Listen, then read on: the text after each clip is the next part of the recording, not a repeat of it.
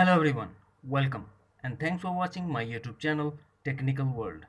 Today in this video I will show you how to fix cannot change iCloud account grayed out. Before start, please don't forget to subscribe and also press the bell icon for latest video notifications. Let's start. First of all, open Settings app, then go to Screen Time,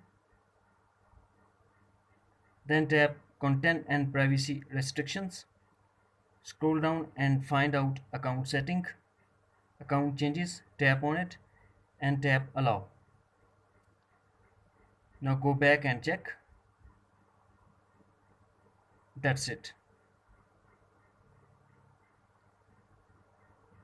Friends, if you found this video helpful, then please like and share as well. Thanks for watching. Take care. Bye bye.